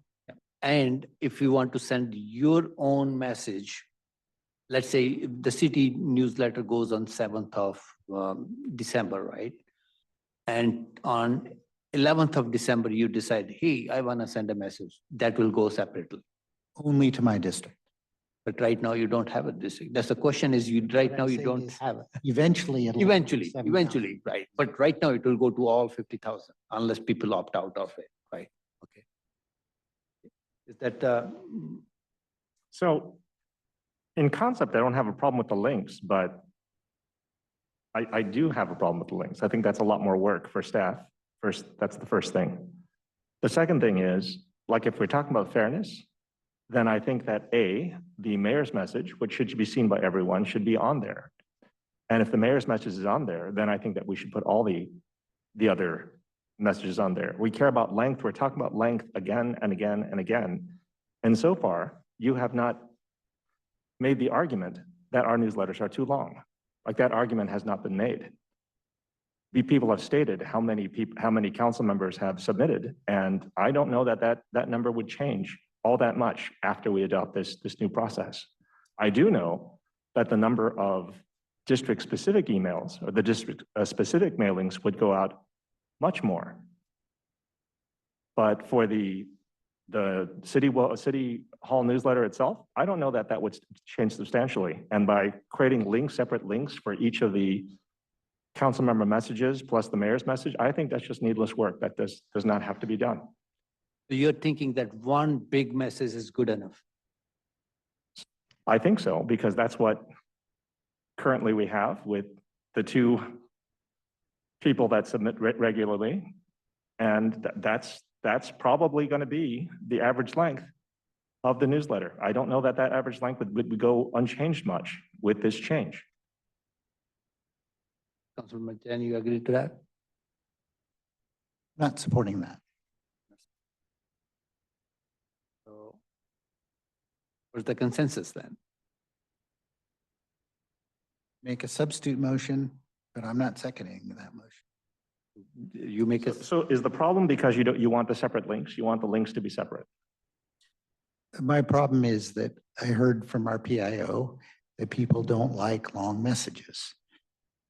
And Were all 7 people inclined?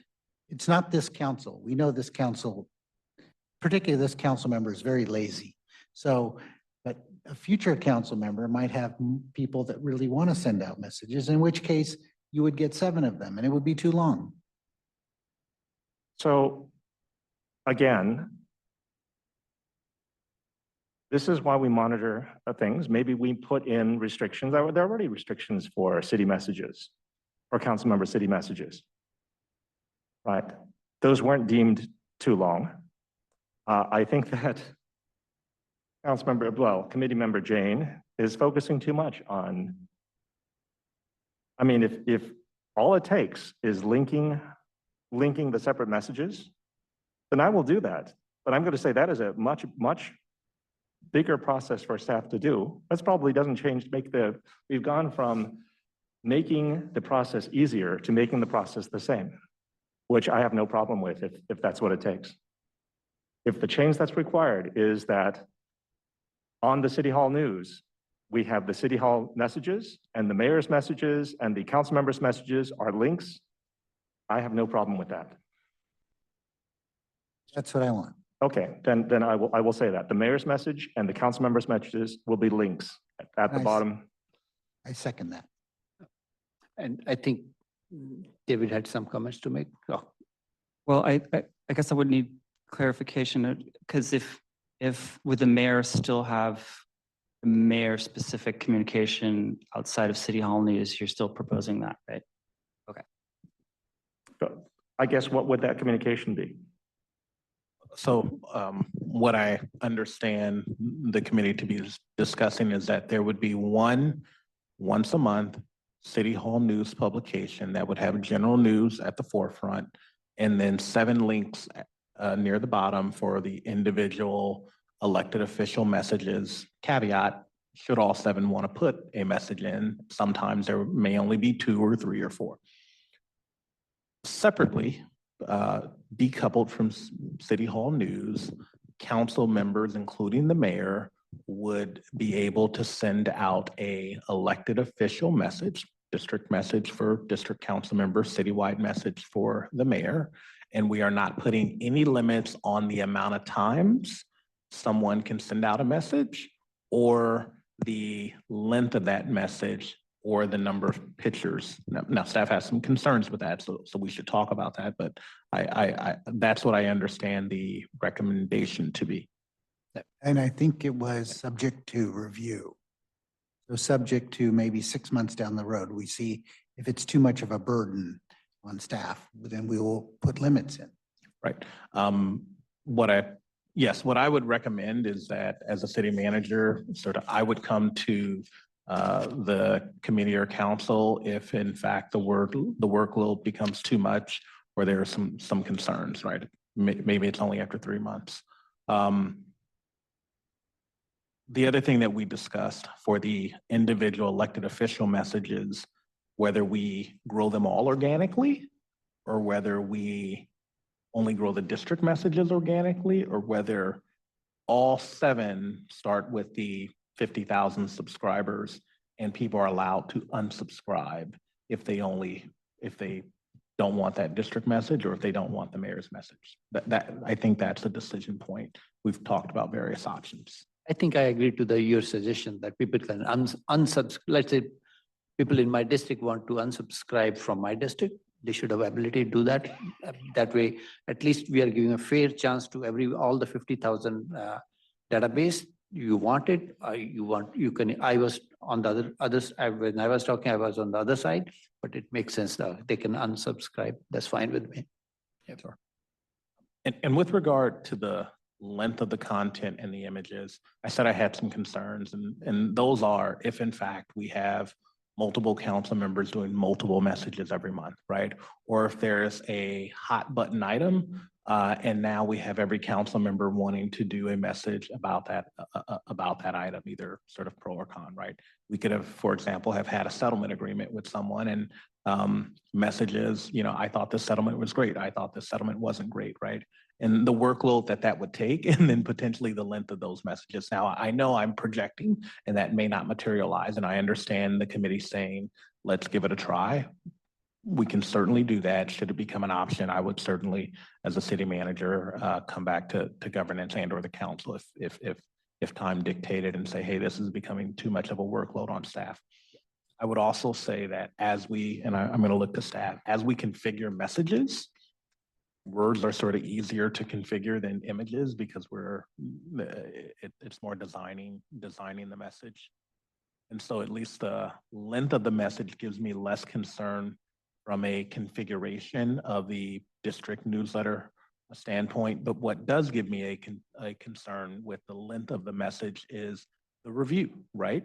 So if a council member wants to send out a 5, sort of page message, the amount of staff time that would take would be more significant than if we put a limit to it. Now, will that ever happen? I have no idea.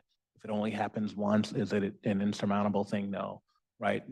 Knowing this council, how I've gotten to know the council over the last nearly 2 years is if one council member was sending out a longer message, I could see another council member saying, hey, that's not right. They're getting, more voice projected. And our response would be, that's the council policy, and you have the ability to write a 5-page message too, right? So just know that that would be our response if we're not putting limits on it. And I'll look to staff, are there any comments on words versus images? Is it, do we have more concerns about the amount of images versus words?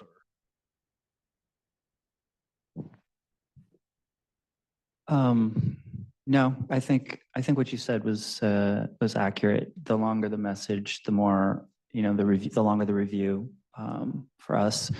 Images, I think there's a point at which a lot of images takes up more staff time to format into a GovDelivery email, but typically we're getting less than 10 images, and that's doable for us. And I do agree, like staff can come back if we face an issue. Please come back to the committee and we can make a decision one way or the other, depending on how the experience goes in next 3 months or 6 months. But I agreed, like we don't want it to pending again, start the discussion in this committee again. Whatever the motion is today, let's put forward to the council and start with it. And if we have some teething problem, we'll come back on that. Certainly, I think if we're landing about where we're talking, we can do that. I will say, claim a little city manager's prerogative. As we take the council, I will have conversations with staff. If there's something that we want to add as a recommendation, for example, I'm thinking we may at least want a 48-hour or a 2 business day turnaround, except for extreme circumstances. And so I know staff workloads, I know that there are periodic vacations and things like that that happen. So I'd want to make sure that, if we had staff working on a deliverable for example, what we're doing right now, getting the citywide annual calendar outcomes is busy. We had, 3 council members that said, hey, I have a district newsletter, I want that out in the next 24 hours. That would pose a challenge. And so, we may propose a turnaround timeline for the individual elected official communications. And I would suggest, please bring back any feedback you have when this comes to the council. We can deliberate over there, also, basically. Thank you. So, any public? At this point, you should move to public presentations if there's any. No, But we we have haven't to take voted a. on this. take a Oh, I'm vote. sorry. Take a vote on that. So we have a motion on table. We'll take a vote. Do we do individually or? Individually? And we should restate, just so the viewing public knows exactly what is being voted on. And I can recap that if the committee is okay, where I think the substitute motion on the floor is. It is the motion. Uh, It is the motion, right? It wasn't substantive. Okay. So the motion by Councilmember Jane is to, Councilmember Park. Okay. Oh, because you're in a friendly amendment. Okay. The motion from Councilmember Park is to have a once a month citywide news publication that is distributed electronically like it is now. That publication would go to the entire subscription list, which is roughly 50,000 that we have now. It would be focused on City Hall news as in the front. At the end, there would be a section for elected official messages, and there would be links to the elected official messages that have decided to put a message in that month. And they would be in order: mayor first, district number second. City Hall news. Second, we would establish individual city council elected official newsletters, one for the mayor, one for each 6 council districts.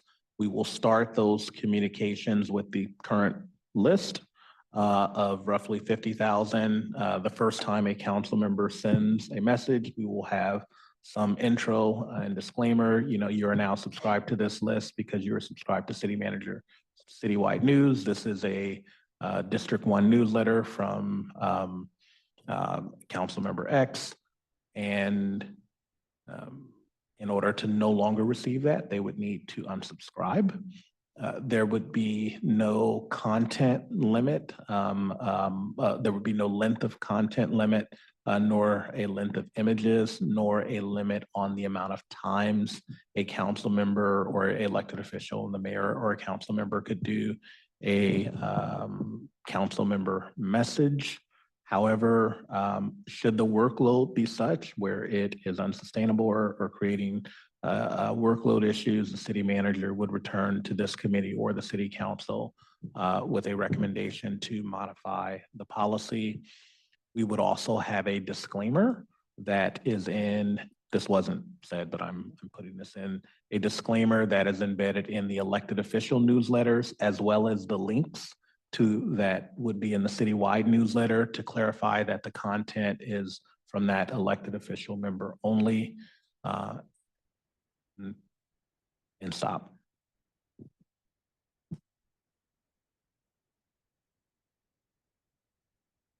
Wasn't exactly my motion, but with embellishments, I guess I will generally accept it. My question was, the mayor list is the city list. Like, if you can tell me why the mayor list would have to be separate, if this is not true, if the mayor wants to send out a message that does not go to the whole city as the spokesperson for the city who cannot take off that hat, then I guess we can have a separate distribution list for the mayor that will grow organically the same way that the council member lists grow organically. But the important thing is that regardless of what you settle on, it should be the same exact process for mayor and council.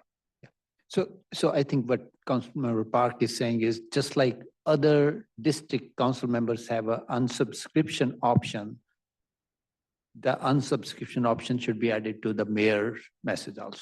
I'm saying if the mayor's list starts as the citywide list and people unsubscribe, then the council member district list should be start as citywide list and people unsubscribe. No, and that's what I said, right? Okay, We would and- start and the again, mayor. My initial thought was that the mayor's message, the mayor's distribution list is the citywide list. Right, but you're saying that it has to be different. I will accept that Yeah, difference. and I'm not saying that it has to be different. What That's the we, motion, so we are saying that that's the way it is.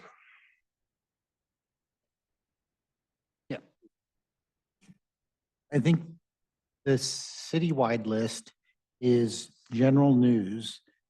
If somebody doesn't want to hear from the mayor, they should be able to subscribe from the mayor's list, but not the city news list. Understood. So I'm okay with having 7 separate lists, as long as those 7 separate lists are created exactly the same. I agree. Yep, fine, okay. Second, Roll call. Committee member Jane, yes. committee member Park, and I vote yes too. thank you, and we will, Any public presentation? Sorry, we missed that earlier. Can we take that if there is anyone from Is the there public? anyone online that would like to raise their hand to speak on an item not on the agenda? Please raise your hand.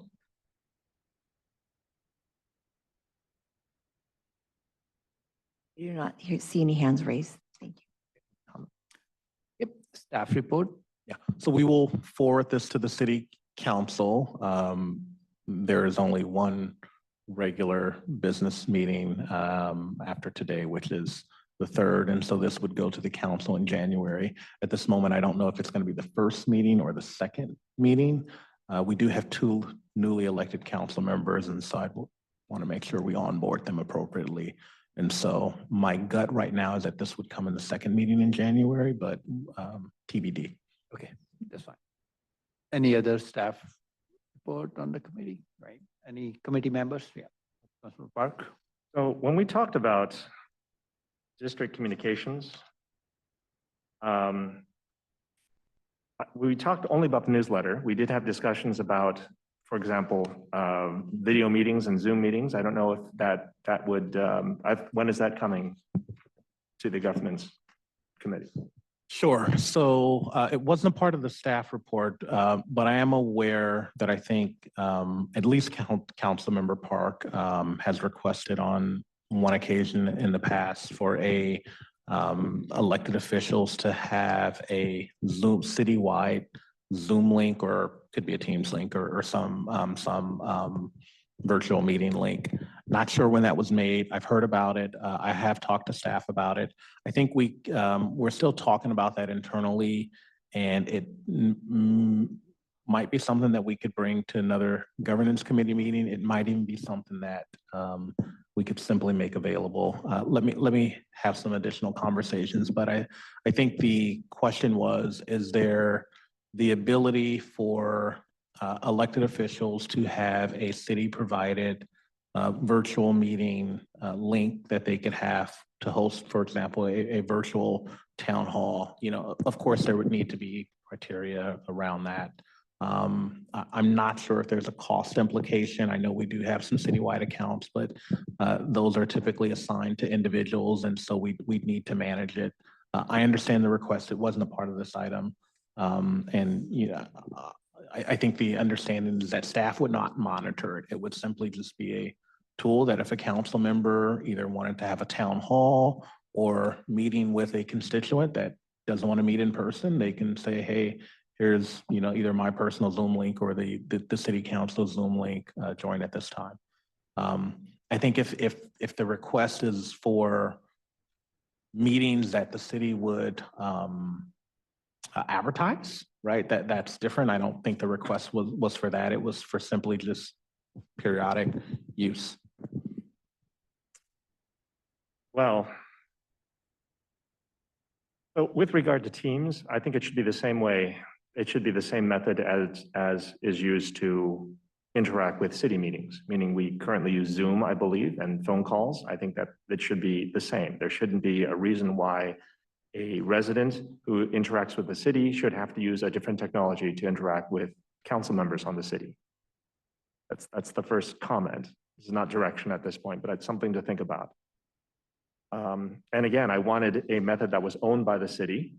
So would it have all the guidelines and all the rules that being owned by the city, being a city resource entails? It can't be political and things like that. I wanted for consistency across all meetings, and for across council members, current and future. So if a new council member comes in, now I don't have to learn a new way to interact with that council member. It's always the same way. It's for consistency. I think it makes it easier for residents. And if I have a thought, I think that if we're going to use a city resource like this, it should be important enough, not just for, I want to talk to a person down the street, but maybe for an issue on a topic. There was a lot of town halls that I've attended that had to be put on by other people because we didn't have a city resource that wanted to take that. I think that every use of this possibly should be noticed in advance with all the noticing requirements, 72 hours, et cetera. Just something to think about, because I think that if you want to have a conversation with somebody, you can have a conversation with somebody that, anytime you want. The reason that you'd want to use a resource like video is because you want to interact with a lot of people, or you want to have a meeting with a lot of people. So again, we're not making any motions here, but these are things that I would like to think about. Can I add to that? Now that we decided it goes to the council about our newsletter, if the council members want to hold their district-wide Zoom meeting, if the city staff and everybody decide to have that, can they be able to post their Zoom? Hey, I want to hold on 15th of December, I'll hold my community meeting, and this will be the Zoom link. In going forward, basically. That was part. I know we are not making a decision, but that's my suggestion. It can be incorporated into the newsletter, and we can put a link over there. Okay. Reacting to what I've heard, I think the desire to have the meeting noticed takes on a different level of Just a thought. formality. You can come back to it. And so also Zoom versus Teams has a cost implication, has a administrative component to it when you do what does Zoom call it? A webinar versus just a Zoom meeting, right? A webinar, you can control who the presenters are and when people can speak. And so that's a component that we would need to discuss depending on how a council member may want to host a town hall. I could see some council member wanting a town hall where during the middle of the presentation, everyone can't just interrupt, right? Which they could do as a non-webinar Zoom meeting. And so if it's a webinar that has an administrative component to it that we would need to work out with staff, certainly with Zoom, there is a cost implication. For example, I've had instances during the pandemic, I think a lot of us did, when you had the free Zoom account, you were limited both on time and on number of people, right? I remember an agency having a Zoom meeting where they ran out of subscriptions. And so the city let them use their city Zoom account because it had unlimited people that can tune in. So we'd want to think about that. And so understanding that the request is something more elaborate than, hey, I need a link that I could give someone or a group of people for a virtual meeting. I think we do need to take that back and come back to you. It's not on the agenda. I think it's, in general under either discussion of district communication options or the last topic on the agenda, which is future agenda items, right? And so I guess we can take it back. No need for a motion, looking at the city attorney. So we'll take it back and look at it and come back to the committee. Thank you. Committee member Jane, anything? Adjournment, or you don't have any? No, I didn't have a referral. Okay, so motion to adjourn. Second. all in favor? Aye. Thank you. Thank you, everyone.